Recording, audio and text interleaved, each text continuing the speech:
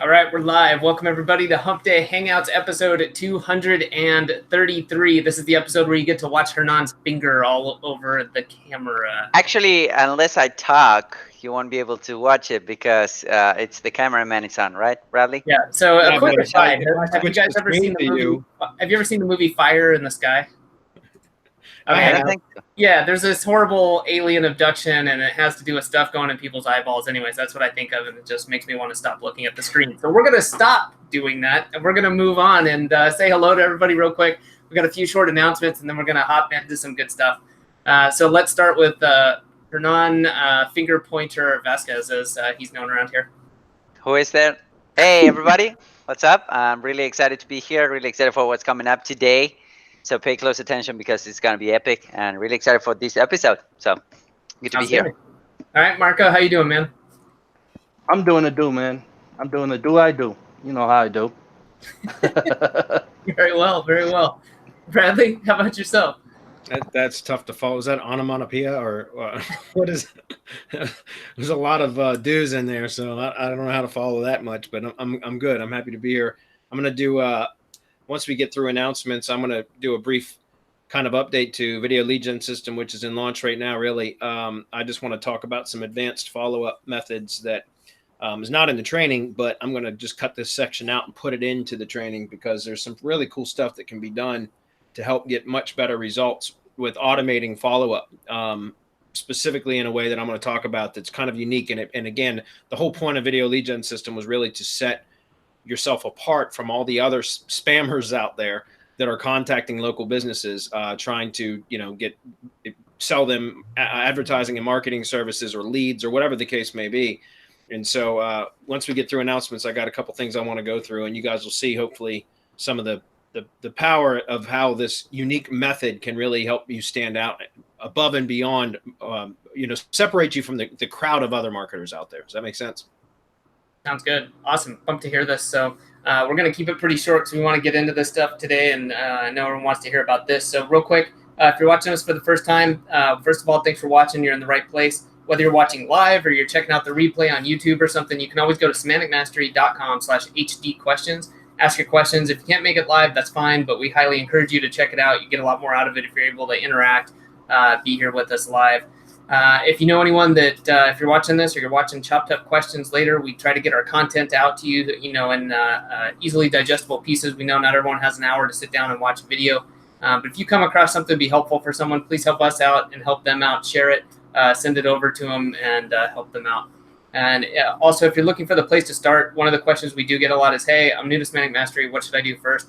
Get the battle plan. And you can find out more about that at battleplan.semanticmastery.com. And I'm going to hold up the rest because I want to hear what Bradley has to say. And I think a lot of other people do as well. I just want to say, if you're not aware of it right now, Bradley just added a major update and expansion to video lead gen system, which is like all of our products, something I wholeheartedly support and something I personally use. I hadn't done exactly what Bradley did when he first I don't know, Bradley, this was years ago. I mean, we just kind of talked about it, or you showed me, I forget how it came about, but this is something I've done, hugely successful, used it in a bunch of different areas, and I don't want to steal the thunder. So I'm just going to say, I'm going to put the link on the page along with there's a limited time discount if you want to get in and get this training for a hell of a deal. So anyways, with that, Bradley, I'll turn it over to you. Sure. Okay. So real quick, and then I'm going to jump into I've got one slide that I'm going to kind of walk through and show you a couple examples of what I'm talking about. But the video lead gen system, it's how I started growing my own agency back in 2012. When I got started in 2010, I built lead generation assets. And that was really just to prove to myself that I knew that I could do it, number one. And also because I knew that if I was going to go approach businesses and say, hey, I can do SEO for you, and they said, oh yeah, prove it, like I had no credibility because I had nothing to show. And so part of the reason I started building lead generation assets was, again, one, to learn to prove to myself that I could do it. Number two, so that I could build kind of a portfolio of proof that gave me credibility, to be able to show to potential businesses that I wanted to work with that, hey, I know what I'm doing. Look what I've been able to do, and show those lead generation assets. And then in 2012, once I had built up a portfolio of sites that, and maps, essentially sites that were ranking in both Google Maps and Google, and they were generating leads, that's when I opened up my agency. However, I hated cold calling, absolutely hated it. And I was having trouble finding clients, other than going to like local, networking events and stuff. But I didn't even really like doing that very much. I think we as digital marketers want to be able to do everything from the comfort of our computer desk, you know what I mean? Like from behind a screen, and not have to go out and interact with people. At least that's how I was at the time. So I really just decided that I wanted to do cold email, but in a way that was unique. And so I started contacting businesses that I wanted to work with. I would go just, search for particular industries in particular areas, and then look and find companies that I thought I might want to work with. And then I would create a video where I would basically audit their digital presence, where I would analyze what their current presence was and show them where there were missing opportunities to get better results. And then I would create and send them an email with the video. It would look like a video embed in the email, but it was really just a screenshot of the video itself. And then it would have like a play button superimposed on it, and it would be linked to the actual video. So when they clicked it, it would take them over to the video. And it would, it was a video specific to them, but it's a 10 or 15 minute video usually that I would create for each prospect. And I would send out, for every 10 emails I sent out, I would get 3 or 4 responses like clockwork. And so that's a 30 to 40%. So an average of 35% response rate. And that was great. It was fabulous. But, and then out of those 3 or 4 responses for every 10 that I sent out, I would usually close 1, sometimes 2 of those into some sort of level of marketing services. Could be video SEO, full on SEO and maps SEO, could have been whatever. But I would usually end up closing at least 1. Now, that said, there's a lot of wasted effort though, because out of 10 emails that I would send out, and I'd record 10 to 15 minute videos for each, plus the prep time, right? Actually analyzing and figuring out what I was going to say and all that. So, you're talking about 30 minutes minimum per prospect that I would reach out to, times 10, that's 300 minutes. That's 5 hours. And, only 3 or 4 would reply on a regular basis. So that was a lot of wasted time. And although, like I said, it was super effective. Well, recently, over the last several months, or really almost the last year now, we've been building a lot of lead generation assets and that kind of thing. And so I needed to learn how to more efficiently use that same sort of process. So that's what the 2019 update for video lead gen system is kind of what I've done over the last couple months, which was to refine the process, streamline it, make it much more efficient, to where now I'm still doing pretty much the same method, where I'm still proposing via video what it is that I can do for prospects, but it's much more streamlined because of the way that I've developed it now. It's much more systematized, and a lot of it can be outsourced. And so now what used to take me at least 30 minutes per prospect now literally takes me just a matter of 2 to 3 minutes per prospect. And again, all that's explained in the training. But, that said, there's some other things in there that I've learned along the process, like how to and streamline the process of finding prospects. Before, I used to do it all manually. Now you can use, there's tools, and there's 2 tools in particular that I recommend. One of them is a great tool called Leads Recon. It's fabulous for this method. It really, really is. So there's a lot of things that I've been able to do, knowing what I know now, 7 years after I started doing this. I've learned how to turn it into processes and systematize it and become much, much more efficient, and even outsource a big portion of all of it, so that it really, I say this is, if it were up to me to do it all the time, it probably wouldn't get done, at least not regularly and consistently.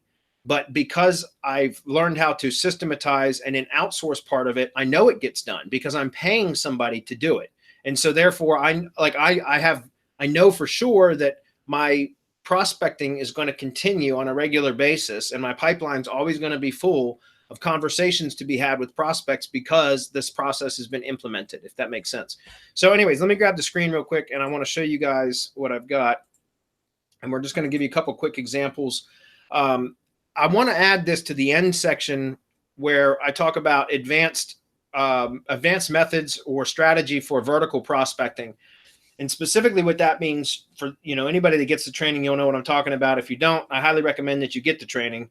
vls.semanticmastery.com will take you to where you can buy the training. But if you're looking to get clients or you've got lead generation assets that you want to monetize, I'm telling you, this method is it's great. It's one of the best ways that I've ever seen to get the conversation started, okay, with prospects. And remember, guys, that's the hardest thing. If you're cold calling, well, God bless you, because that sucks, period. And you know, if you're cold calling already, how many times you piss people off when you call them and interrupt them, and they think that you're soliciting them for anything whatsoever. You're going to get called all kinds of names. You're going to get cussed at. They're going to hang up on you, all that stuff. If you just send out cold emails, then you know that most of those emails are going to be considered as spam by the prospects. They're never going to reply, or you're going to get really shitty messages back from them, the ones that do reply, which I always thought was funny because they took the time to type out something negative to say back to you instead of just deleting the email. But that happens. And don't get me wrong, this method, occasionally you will get that too, but it's much, much less likely. But you know, in any one of these cold prospecting methods, guys, you're going to get really, especially now, I found that 7 years later, right? I started doing this in 2012. It's now 2019. So 7 years later, I found that when you're contacting or prospecting, you're cold contacting, it tends to be, you catch more resistance now than we did 7 years ago. And that's probably because local businesses are completely saturated, right? They're overwhelmed with solicitation emails and solicitations, period. Emails, phone calls, you guys all know robocalls, like all that kind of stuff. It's crazy. And so the only way to really get any attention is to approach it in a unique way, right? To set yourself apart from all the other solicitors out there, right? All the other spammers out there, and do something unique to get their attention and to start the conversation. And that's really what this is all about. Video lead gen system's about just getting the conversation started. Then it's going to be up to you to close the sale, right? I'm not giving you sales training here. I'm giving you contacting and prospecting training. All right. But that's what I wanted to point out, was it's a very unique method. It works really, really well.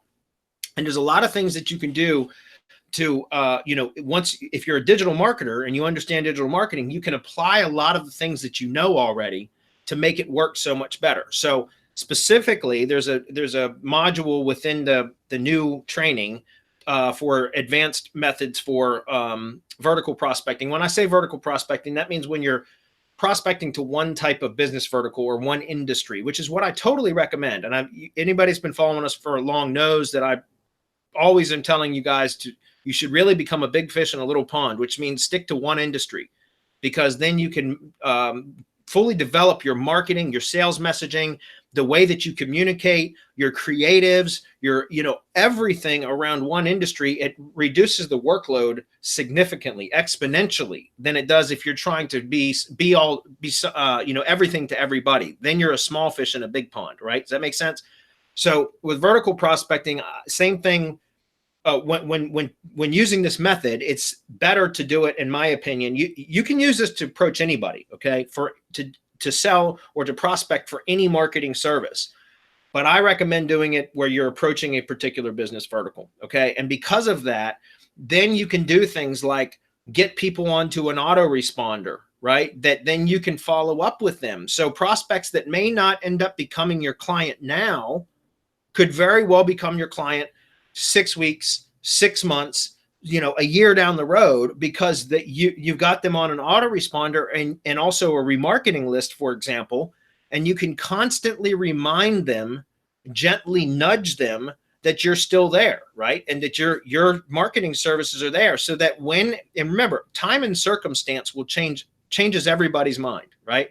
So even if you get a prospect's attention through the video email process, and they don't become a client of yours or a service provider if you're trying to monetize a lead gen asset, but they don't become a client of yours right up front, if you're constantly, your brand is in front of them and you're constantly reminding them via remarketing, via autoresponder emails, and I'm not talking about spam emails, I'm talking about value-based emails that show that you really care about getting them results and you're not pushy about selling them. So for example, in the training, one of the things I give away is an email sequence. It's a 5 email series sequence. It's a lead nurturing sequence that I wrote myself. It works really well for converting business owners into Google My Business services, SEO services. And it's something that you could send out, I recommend, once per week. Once you get them on a autoresponder, opted into an autoresponder. And there's a number of ways to get them opted into an autoresponder, again, covered in the training. But once a week now for the next 5 weeks, or really 4 weeks, because the first email is an introduction email, then the first email in the series starts the next day. Then for the next 4 weeks, you send them a very value-based email that tells them how they can optimize their own GMB profile. Each section of the GMB profile, in fact. And at the very bottom of the email, it's got a very soft call to action. Hey, if you need help with any of this or you have any questions, please contact me. And boom, it brings them back to you. It's not a hard sale. It's not a hard pitch or any of that kind of stuff. It's not pushy. It's just providing value. Well, those are the kind of things that you can do and keep them on an email list long term. That and remarketing as well. They're going to constantly see your brand, right? They're going to have ads follow them around the web with your brand in front of them. They're going to get an email in their inbox once a week or so. You can have YouTube remarketing videos, Facebook remarketing, all these things to where they're constantly seeing you. At some point, they're going to say, holy shit, this guy, this gal is everywhere. And I need my business needs leads. I'm going to talk to this person. You know what I mean? And so those are all kinds of things that you can do. Well, one of the things that I wanted to talk about today specifically was advanced automation follow-ups. Again, this isn't in the training, but I'm going to cut this section out and put it in the training specifically because I wanted to show you guys that are digital marketers how you can use your knowledge to increase your own success with this method. So, for example, if you get them onto an autoresponder, and which I recommend that should be one of your goals, right, is to get them onto an autoresponder. Because again, just because they're not going to be a prospect now doesn't mean that they won't be a client later, right? Does that make sense? But with most autoresponders, any of the good ones, I recommend using drip.com in the training, but any number of them do these kind of things now. There's a use or resend unopened feature with most autoresponders to where if you get them on an autoresponder and you send an email and they don't open the email autoresponder will actually know that they didn't open it and will send it to them again. And you can tell them to send it, in 3 days or 5 days or whatever it was, so that you're making sure that they're getting another opportunity to read those emails, especially if they're value-based, right? You want them to see those emails. You want them to open and see that you're trying to help them without asking for anything except for, hey, if you need additional help, call me, or reply to this email, or schedule a call with my Calendly app, or whatever it is, whatever your contact, your call to action, your conversion goal is for contacting, right? So again, that's something really simple that you can do once you have them on an autoresponder. Something else, guys, ringless voicemail, slybroadcast.com. If you don't know what that is, go check out slybroadcast.com. It's great. It's a ringless voicemail system where basically you can upload an MP3 with a message that you want to send to them. And what it'll do is it will call their number and their phone won't ring. If they pick up, the thing hangs up on them. But if they don't pick up, then it will, because it'll be a ringless voicemail anyways, it'll just show on their mobile device, and it will also work on about 50% of landlines, by the way, guys, not all landlines, but about 50% of landlines that have voicemail, this will work on also. But for mobile devices, it's almost 100%. It will send them a voicemail message and it doesn't ring, but all of a sudden on their phone, it'll show that they've got a message waiting, and they go listen to the message, and it could be you. Hey, this is Bradley Benner from Big Bamboo Marketing, and I just wanted to reach out and tell you that, I'm really looking forward to, or I'm whatever the message may be. I'm hoping that you got my video email, and if you're interested in lead generation services or Google My, getting more leads from Google My Business, certainly give me a call or schedule a call with me via my Calendly app and then give the link, whatever the case may be, guys. It's up to you to create the message. But my point is that ringless voicemail is something that you can use as part of your automated follow-up strategy. How do you automate that? Well, Zapier. Zapier, if you guys aren't familiar with Zapier, it's like IFTTT. But if you take a look and you go to search apps and you start for Sly Broadcast, right there. So something that you can do is set up a Zap through Zapier that states that you will send a Sly Broadcast ringless voicemail to any prospect that opens at least 3 autoresponder emails, right? So for example, you put them on a lead nurturing sequence. I give you one of them in the training that you can use for GMB or Google My Business SEO services. But if you don't offer that as a service, guys, just create your own autoresponder lead nurturing sequence. Use mine as a model and create your own. right? For whatever service it is that you sell. And then anybody that you can set it up to where Zapier connects with, in this case, drip.com, and set up a Zap that says for anybody that opens 3 autoresponder emails, send them a Sly Broadcast ringless voicemail.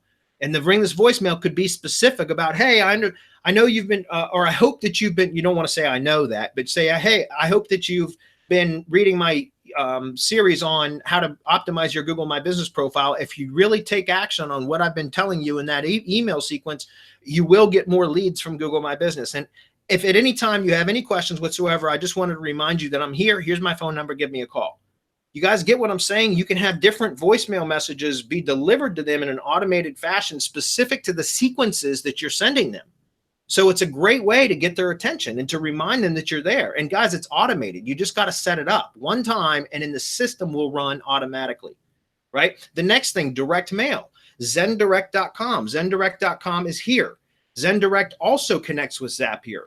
So with Zendirect, for example, right here, Zendirect. Okay, with Zendirect, for example, you could set up another automation or a similar automation that you can send them a letter or a postcard. All you do is upload the design to Zendirect, and then you fund the account to pay for the printing of the design, whether it's a postcard or a letter, and it pays for the postage. And Zendirect will actually create the mail piece and send it out. They'll print it and send it out via US mail based upon whatever action it is that you tell them you want it to do. So with Zapier, once again, you can say, send a postcard or a letter. I typically use postcards, but send a letter with anybody any prospect that schedules a call with me via Calendly, right? Calendly connects to Zapier, right? So my point is, you can use Zapier and some of these other services to really set yourself apart. Think about how many spammers spam local businesses for solicitation on a regular basis, or how many times Yelp calls a local business, or Home Advisor for those of you in the contracting industries.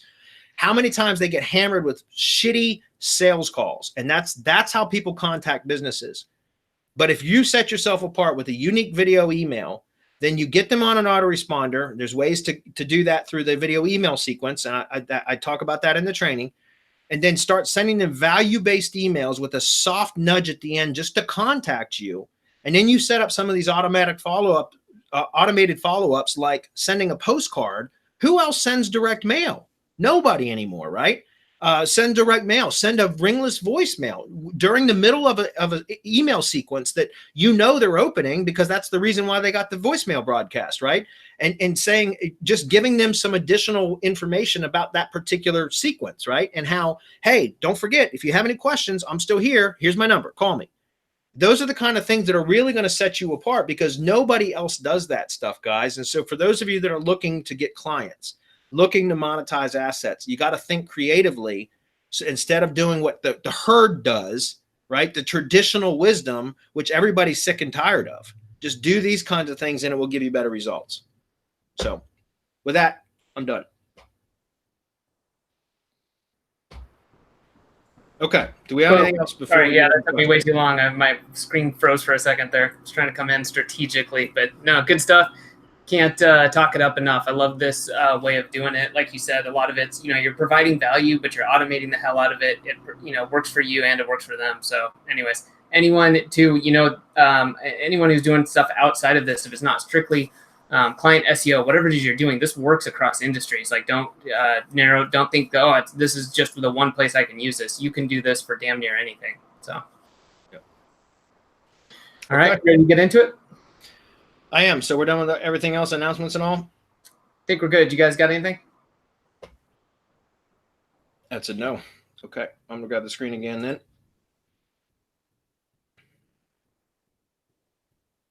Okay. Say Hangouts. All right. So we're going to go with starting here, because that was from 6 days ago, and go forward. So Andy says, hi there. You mentioned in a GMB video with Peter Drews Dominator site that one should consider registering a GMB in a particular area if the niche looks uncompetitive. Okay. But unless we actually have a business in that area, how do we actually do that? Thank you. That's a great question, Andy. Well, we have a service in our store, MGYB, for verifying or registering GMB, Google My Business profiles, where you don't actually even have to have a physical location. Now, before we had to pause that for a bit because of some changes that were going on. It was making it very difficult to verify. But can somebody confirm that is available still now? Is that correct? Or it's available again? Only to our mastermind right now. Only to our mastermind right now. Okay. Well, hopefully we'll have it back available in our store here shortly, but available for everybody. But right now we were verifying a ton of locations for people. And then what happened was Google started cracking down, which they always do. We were expecting it at some point. And so we had to literally stop taking new orders for some time, but we just started like in the last couple of days, I know, opening that back up. And apparently it's just to our mastermind, which is often how we do things when we have to shut stuff down, when we reopen it, or when we even launch new products. It's typically to our mastermind first, and then we smooth out any potential bugs or issues before we launch it to the general public. So, but yes, you can verify GMBs. You can buy them, or for example, you can even verify your own still using PO boxes with the United States Postal Service. That requires a lot of manual work and time because you have to go register the PO box. You have to go pay for it, get the keys, then go back, create the GMB listing, then go back and pick up the postcard a week later and hope that it's there a week later, because sometimes it's not. And then, so you got to constantly drive back and forth. I created a lot of them that way myself, so it can be done. By the way, you don't list your PO box. You actually use the street addressing option. It's just a separate form that you fill out. It doesn't cost anything else, but that's something else that you can do as a manual process. I don't recommend that though, because for a nominal fee, you can actually buy verified GMBs from our store, for example. Hey, Bradley, breaking news from Rob. He's opening it up to everyone. Okay, there you go. So at first he wanted to test with the mastermind, and we wanted to get caught up with all of the orders that we had, back ordered because of all the problems. So that's all cleared up. So yeah, we're open and ready to go. So MGYB.co, that's the store. You can buy them there. Okay, Andy, so you can just go check them out there. Okay, Will's up. He says, Bradley and Local Lease Pro, you showed us how to find the GMB share URL for our profile, and every time I do this, I'm getting a different URL that resolves to my profile. Is this then a dynamic assignment by Google? Is there a time expiration by this link by any chance? Thank you. No, but I'm not going to go into a GMB asset right now, but the best URL for that now, guys, because it's a straight 301 with no redirects, it's a straight URL with no redirects at all, not even a 301 redirect, is if you go into your GMB dashboard and where you can click on the info tab or even from the home tab inside the GMB dashboard, you'll see where it says view on search and view on maps, right? There's two links that will say view on search, view on maps. If you right click the view on maps and click copy link address, paste it into a text file, a notepad file, then you'll see it's a maps.google.com something $CID equals. But that URL there, if you actually put that URL into and there's some characters sometimes that's appended to the end of that CID, that CID number or whatever, you can eliminate that.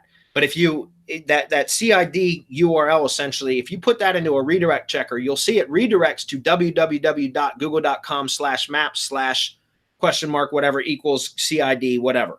So all you do is, the short method here is just right click on that view on maps link inside your GMB dashboard, click copy link address, paste it into a notepad file, and then change the maps.google.com, the map subdomain, change that to www. That's it. Once you do that, now you have a straight URL to the maps listing. It's no redirect, and it's the best URL to use because it's going to stay consistent, and you can use that for link building.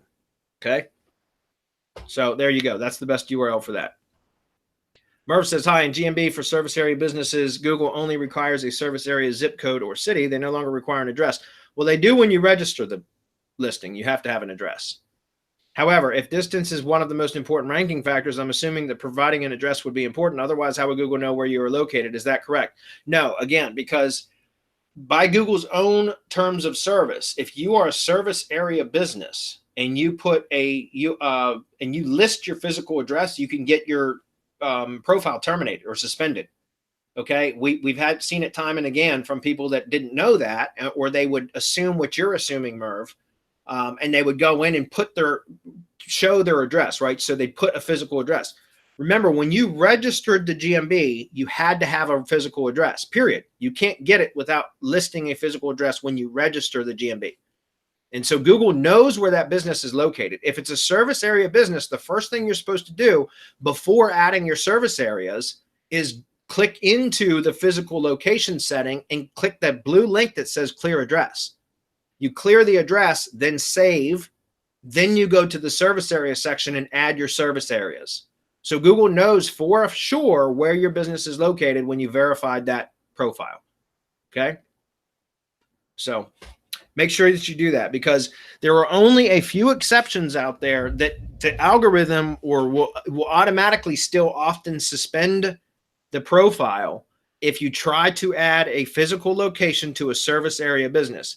There are sometimes, I'll give you an example because I've run into this with remodeling contractors, kitchen remodeling contractors in particular, typically have, a lot of them have showrooms where they showcase kitchens, like, so they have countertops and cabinets and different kitchens that are kind of set up in a storefront to show off what their kitchens look like.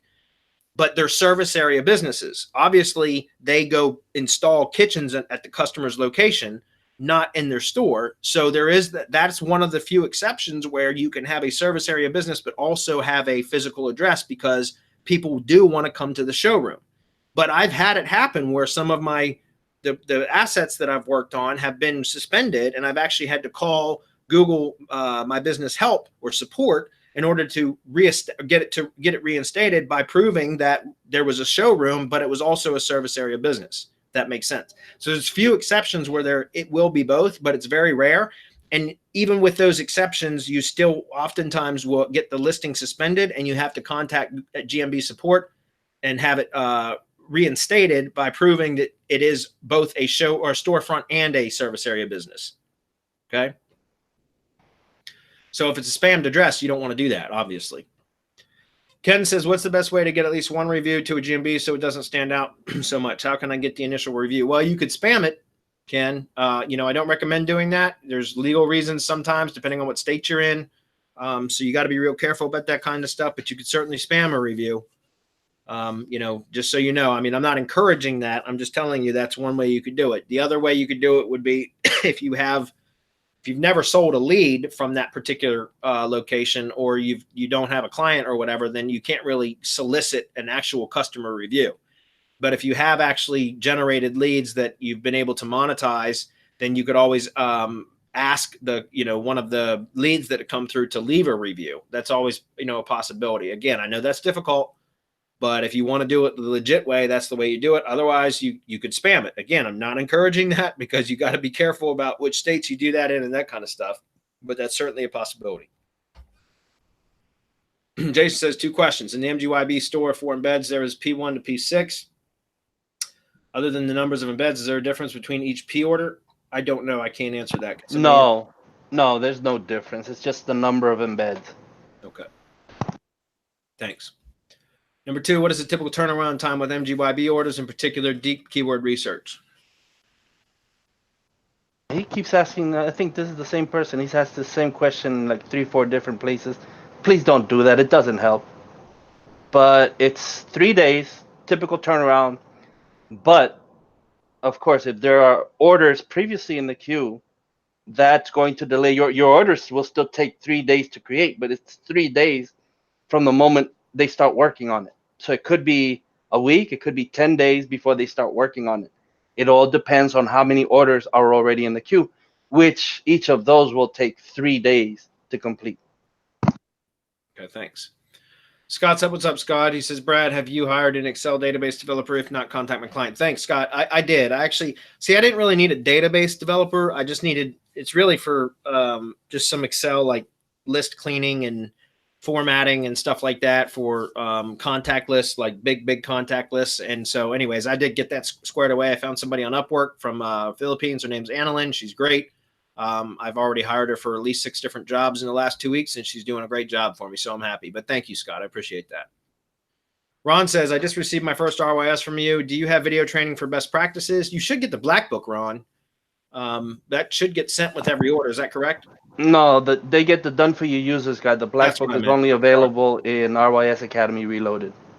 So the done for you users guide is not sent, but that's sent with the order. That's what I meant. He should have gotten the done for you users guide. If he didn't, then he should write to support at mgyb.co and request the done for you users guide.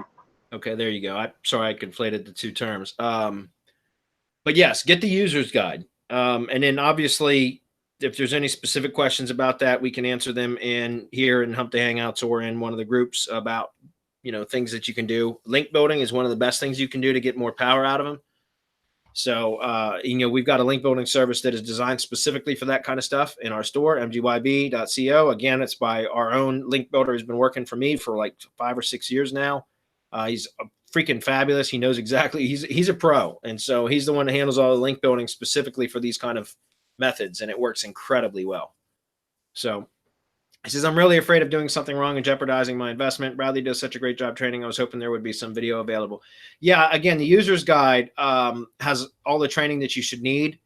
But if there's something in particular that you need to know about, we're actually, Marco and I, starting tomorrow, by the way, we should have announced this.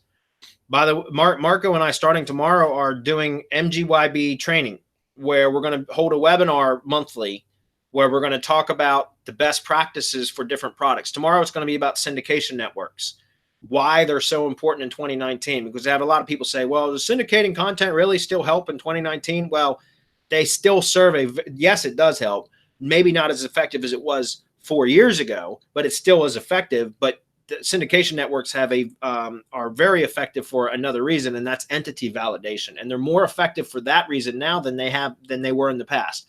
They're more effective than ever, in fact, and that's in particular that reason. So again, Marco and I, starting tomorrow at 4:30 p.m. Eastern, we're having a webinar in MGYB, and we're going to do one monthly where we're going to take a particular product or service and highlight the best uses of it, best practices, and what are the things to do once you've received them to get the best use out of them, or the best results from them. So perhaps Marco and I will do drive stacks next month. What do you think, Marco? I'll take the silence as a yes. Oh, sorry, I was talking to a muted mic. Yes, definitely yes. Okay, so syndication networks will be tomorrow. By the way, you can ask other questions during those webinars. Like, we're going to do 30 minutes of training, and then it'll be 30 minutes of Q&A about anything MGYB related. So if that's a question that you want, Ron, do we have the link for that, guys? Can we send Ron the link for the webinar tomorrow? Yeah, it's going to be the same each time. Let me grab that. I'll pop that on the page right now. Okay. Yeah, Ron, so check out the comment section here. You'll see the link to the MGYB webinar. It'll be the same every month, and you can come and ask questions there. But, like I said, we're going to do 30 minutes of training. Tomorrow will be about syndication networks, and then we're going to answer questions for 30 minutes, and we can cover maybe your question a little bit more in depth there. Okay, Mike says, when coming up with a name for YouTube channel for a lead gen or local business, how can I make up also an address for using it for some kind of NAP, backlinks, and local citation? Thanks. Well, when coming up with a name for YouTube channel for lead gen for a local business, how can I make up also an address for using it for some kind of NAP backlink? Well, if it's for a local business, they have an NAP. So I'm not sure I understand the question, Mike. If it's for a local business, they already have an NAP. So why don't you just list their NAP? A YouTube citation is a powerful citation. I know that because I use Bright Local to track citations for my clients, and it's always ranked as one of the highest or most, the most powerful citations. So YouTube, you could put it in the channel, the about or the description, the channel description, the about section. You put the NAP there. You also, every time you publish a video for that business, or a lead gen video, or whatever, you always put the NAP in the video description as well. If it's for a lead generation asset, you should still have an NAP. I don't recommend, if it's a spammed address, that you put the street address, but you can still put the name, city, state, zip, and phone number, but don't put the street address. It still counts as a citation. It's just a partial citation, right?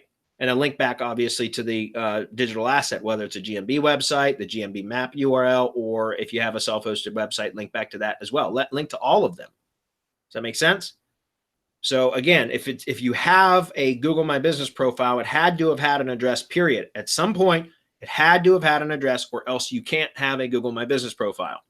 So if that's what you're looking to promote, use that address. If it's a service area business or a spammed address, hide the street address. Don't publish that. Just publish the name, the city, state, zip, and phone number, and then the links back to the digital assets. Again, GMB website, GMB map share URL, or excuse me, the GMB map URL, the one that I just talked about, where you right click the view on maps, change the subdomain from maps dot to www dot, and that's the best URL to use for that from now on.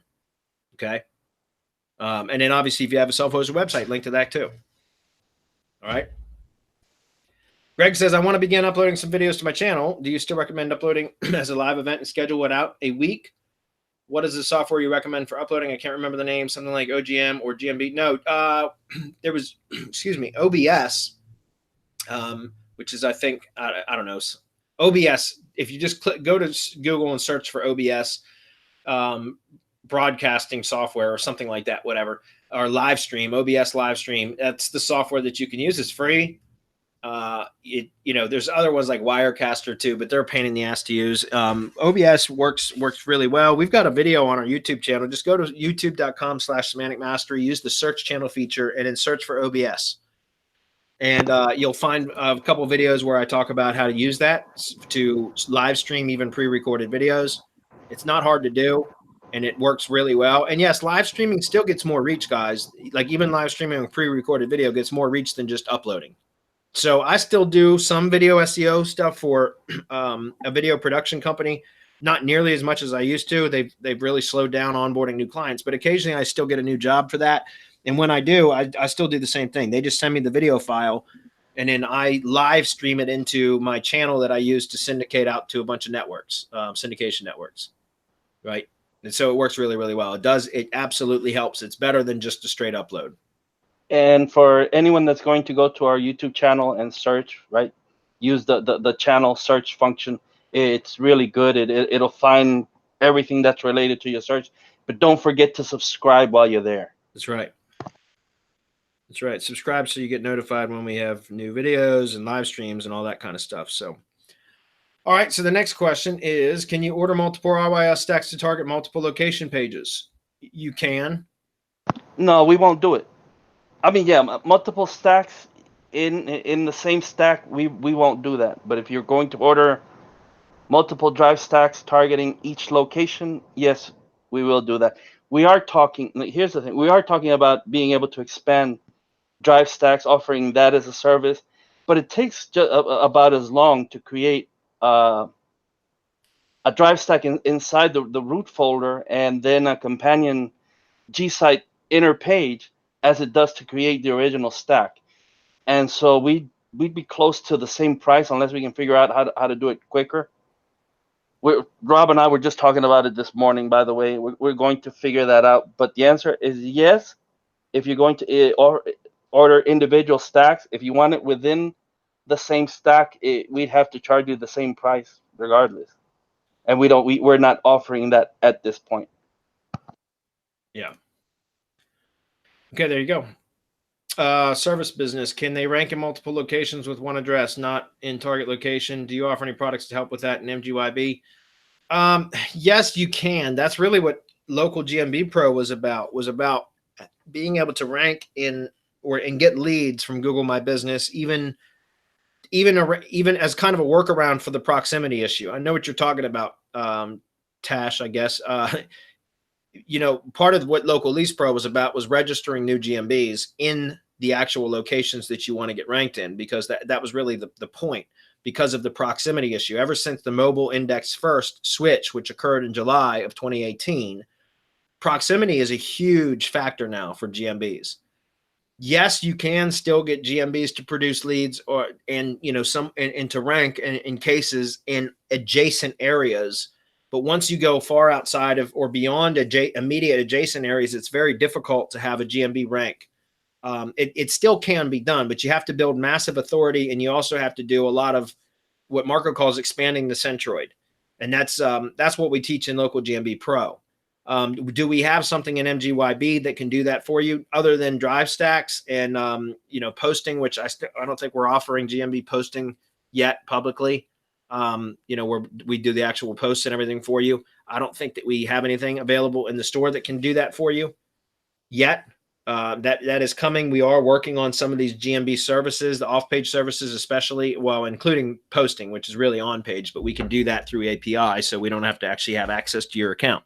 And that's really, again, there's certain things that you can do to get better results and circumvent the proximity issue to a degree, but it requires developing a massive authority as well as very specific procedures or methods that we cover in Local GMB Pro. Marco, do you want to add to that?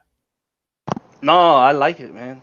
You have to create, as you said, it's massive trust, massive authority, so that you can expand the center, and you have to create the relationship, right? So it's not just going willy-nilly and trying to expand that centroid. It's creating that relevance between your business. Your centroid is your business center. That's all that means. What Google considers the origin of your business. So for us, it's a location. It's at the center of the area that you service. So from there, if you want to extend past your service area into an adjacent area, you'll see sometimes when you're looking at maps or whatever that some businesses will bleed into areas where they shouldn't be ranking. This is where your Local Lease Pro method comes in and really takes advantage of those areas where you can really go in and hyper target and go in and rank real quick in the 3-pack. But in order to do that from your business centroid, it takes overpowering kind of the proximity factor in the algorithm so that you can get past it. You need to break past it somehow, and that takes massive power. Yeah, it does. And it takes some work. It's not something that can be done overnight, but it can be done. So it's a good question. Jeff says, I have 3 brands and related real estate niches. We buy houses, real estate agents, and discounted property marketplace. Would it be beneficial to associate these brands using links between the sites, or is it better to keep them completely separate? If it's all the same brand, then yeah, I would absolutely encourage you to interlink those guys. Like, guys, branding is so important now, and an authority and an entity authority is so important. Again, we're going to be covering part of that tomorrow in the MGYB webinar about syndication networks. But so my point is, guys, we used to always think we always had to hide footprints, but I'm telling you, spammy footprints, yes. But if you have a brand, but you've got it spread across 3 different websites because they're related, but yet they're separate services. And I get what you're saying, right? You've got a website for sellers, in other words, for you to acquire properties, for property owners to come to you that say, yes, come buy my property, right? For motivated sellers. I get all that. Then you have one that is for real estate agents, obviously. And then the last one would be for where you're selling properties that you've acquired, right? So that now you're the owners and you're looking to sell or to flip properties. I get that. Well, if it's all the same brand, I can understand having 3 separate websites, but yes, I would absolutely interlink those because, again, it's just, it makes sense. It's logical. It's all the same brand. It's not, in my opinion, there's nothing spammy about that. Because you're essentially the same brand and you're just letting Google know, hey, this is my buying site, this is my real estate agent site, and this is my selling site. But we're all the same brand. And in my opinion, that's going to give you a boost because Google's going to see it that way, right? So for example, with some of my multi-location lead generation assets, you'd think that I would say, oh no, you want to keep all of your assets separate. But if it's for a brand, if they're all for one brand, not pseudo brands, but an actual bona fide brand, I link those now. And I do because it really does help to create a bigger footprint. And in this case, it's a beneficial footprint, not one that's going to harm you. Does that make sense? And Marco, do you want to add to that? No, I thought that was great. Okay. Yeah, I would absolutely do that, Jeff. Like I said, I've got some projects I'm working on where I've seen an absolute benefit from doing that. Again, if you're not doing anything spammy with those 3 sites, like on-page spam stuff, then there's no reason why you shouldn't be interlinking those. And because, again, that's just going to continue to further validate that entity, right? Good question. And Jeff is also, he's in our mastermind. I recognize that question. We can expand on it, like during a webinar, if you ask the question, and we can really get deep into this because there's a ton of ways that you can take advantage of bringing all that power into that one entity, right? Getting that one entity that relates to buying houses and being a real estate agent and working in the discounted property marketplace, right? All of those niches together. I like it. So come and ask us in the mastermind. You know that mastermind members, we always say that membership has its benefits. So by all means, we'd be happy to take a look and point you in the right direction. Yeah, and I'm actually working on a very similar project, Jeff, that I'll be revealing in the mastermind in the coming weeks. That would be right up your alley, very closely related to kind of what you're doing here. So I'm actually really anxious to talk about it now, but I can't, and I'm not going to yet. But that's something that in the coming weeks I'm going to be revealing, like some stuff that I've been working on, and so I think it'll be really helpful for you as well. So we'll talk about that in the mastermind. Pofu. Okay, that must have been. Well, I wonder who that is. Yeah, must have been Marco. Fitz says, how would you get the many different versions of a YouTube channel URL?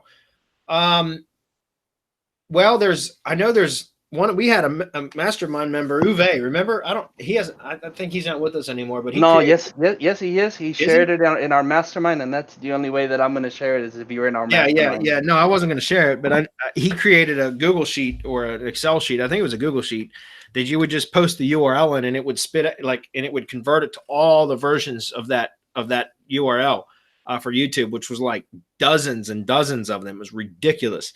But I know there's softwares out there that'll do that too. Probably you can find some online too. I would just do some searches, Fitz, Google searches. It's likely that you'll find like a script in a Black Hat forum or something like that you can use that will convert it. You just paste in a URL and it'll spit out all the different results. Damon Nelson had something called Vid Penguin. I always thought that was a funny name, but I think it was Vid Penguin, and it did exactly what you're talking about. And then it would also create an RSS feed out of the video and like do some other stuff. But I don't know if he still supports that product or what, but it's I know that it did exactly what you're asking about. Okay. Check that out. Okay. Let's see, Toby, where's the live hump day? Is this not live? Should be. Yeah, we're good. Video's working. Okay. I was going to say, I know I saved the page this time. I didn't a couple of weeks ago, but. All right, Paul's up. What's up, Paul? He says, in Syndication Academy, you say the workaround for G Plus is the HTML page as a data hub to replace G Plus. My question is, would you make the HTML page a single page that includes the ad ID and all that's included on it? Or would you break it up into S3 or into 3 or 4 S3 pages interlinked with jump links to each other? Or have just 2 HTML pages, one for social properties and NAP and the other is the ad ID page? Ideally, which option? Really, that's just a personal preference. You know, I would probably have 2 separate pages for that. Like, in other words, have one. It's just that would what I would do is have one that would be specifically just for like a social hub where it doesn't have all the iframe embeds. Only because that one would be like it would load quicker. It would be one that I would just have the NAP listed, and then maybe like it would be like essentially a resource for all of the syndication network properties as well as other Web 2.0 properties. I mean, again, in Syndication Academy, you know that we encourage going out and creating Web 2.0 profiles, even ones that you can't syndicate to, because those are like social citations. That's essentially what they are. And especially if you take the time to fill out the profile, like complete it, put a nice description in, interlink when and where available, put branding on the correct branding as well as graphics, you know, the same logo images and header images where you can. All of that stuff really does make a difference, you know. So we've encouraged to do that. The point is to catalog all of those, put them in one location. Shit, you can put them in a G sheet that you make public and then hammer that with links. You know, there's things that you can do. My point is you can do that with an S3 page, the one that's just a clean page that would list all of where you're located. Like I'd still put NAP on there if it's for a local business. I'd also, maybe do, list all of the different profiles and make sure that they're linked to those profiles and just go in and update it as you add new profiles. But then I would still have the ad ID page separate because that's something that, again, it loads slow. That's strictly an SEO thing. The profile page could actually be something that I would publish in places, if that makes sense. That's what I would do, Paul. Okay. And again, I was talking about using just the ad ID page as the G plus replacement, but as you have a project that builds out more and more profiles, I really would separate the two, because the one, like I said, could literally be like a published site, the one that you promote in places. I wouldn't necessarily do that with the ad ID page because the ad ID pages can look spammy, and because of the iframes, they load slow as shit sometimes, especially the more iframes you stack into it. And that can create issues. Again, that's an SEO tactic. All right. We're just about done. We're almost out of time anyways. So Bradley, he says these are separate brands. Well, if they're separate brands, then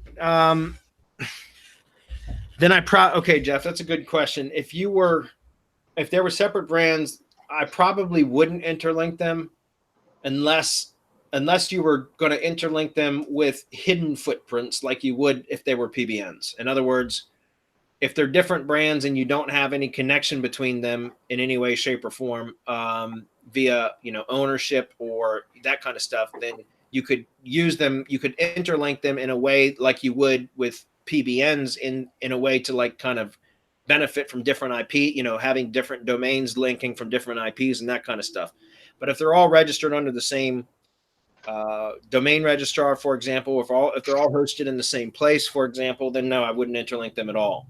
If they were set up as separate entities completely, like different hosting accounts or different IPs, different name registrars, there's no connection between the owners, like on the about pages and stuff like that, then yeah, you could interlink them as a way, just like so it would essentially be like each one would be almost like a PBN link to the other. Does that make sense?